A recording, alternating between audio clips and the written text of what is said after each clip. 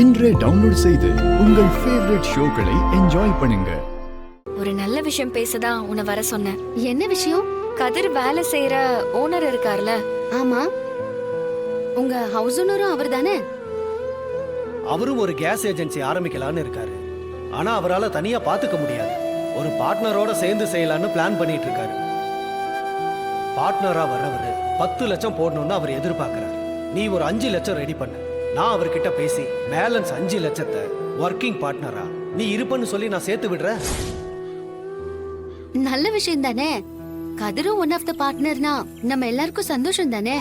நானும் அதான் நினைக்கிறேன். ஆனா பார்ட்னரா செய்யறதுக்கு 5 lakhs தேவைப்படுது. அப்படியா? கதிர் சில இடத்துல ட்ரை பண்ணிக்கிட்டு இருக்கான். அவன் ஃப்ரெண்ட்ஸ் கிட்ட எல்லாம் கேட்டிருக்கான். ஆனா இன்னும் கிடைக்கலன்னு நினைக்கிறேன். இது என்கிட்ட போன்லயே சொல்லிருக்கலாம்ல, நான் ரெடி பண்ணிருப்பேன்.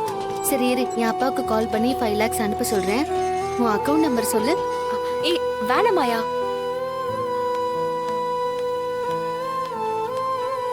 ஏய் தனா, மாயா, ரெண்டு பேரும் இங்க நின்று பேசிட்டு இருக்கீங்க? உன்னை பத்தி தான் பேசிட்டு இருக்கோம். என்ன பத்தியா? தானா என்கிட்ட சொன்னா, நீ ஒருத்தர் கூட பார்ட்னரா சேர்ந்து ஏஜென்சி ஆரம்பிக்க 5 lakhs தேவைப்படுதாமே.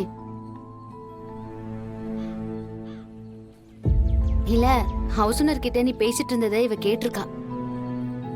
ஆமா மாயா, நானும் வெளியே என் ஃப்ரெண்ட்ஸ் கிட்ட எல்லாம் ட்ரை பண்ணிட்டு தான் இருக்கேன். என்கிட்ட முதலே சொல்ல வேண்டியதானே கதிர்.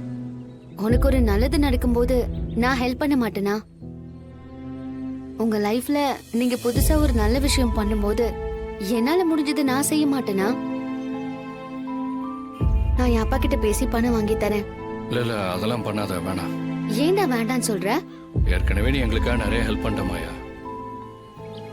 என்னாலதான் மாமா உன் மேல கோவமா இருக்காரு. இப்ப நீ பணம் கொடுத்து ஹெல்ப் பண்றேன்னு வேற தெரிஞ்சதுன்னா அவர் கோவம் இன்னும் அதிகமா தான் ஆகும். கதிர் சொல்றதும் சரிதான் மாயா. நீ யாருக்கும் தெரியாம ஹெல்ப் பண்ணாலும் பின்னாடி அது வெளியில தெரியும் போது பெரிய பிரச்சனை ஆயிடும். அப்போ 2 நாள்ல பணத்தை எப்படி ரெடி பண்ணுவீங்க? இன்னும் 2 இடத்துல கேட்டு பார்க்க வேண்டியதா. கண்டிப்பா எனக்கு நம்பிக்கை இருக்கு மாயா, கடவுள் எங்களை கைவிட மாட்டார். சரி ஓகே, நீங்க பேசிட்டு கிளம்புங்க, எனக்கு டெலிவரி இருக்கு. நான் வரேன். வரேன் தானா?